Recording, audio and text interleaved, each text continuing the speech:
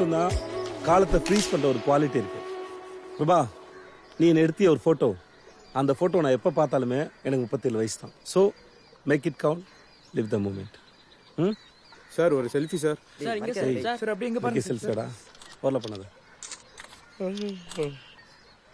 டேய் யாருக்கா வீடியோ எடுத்து தூக்கி நல்லாச்சு. எனக்கு தெரியும். I can try.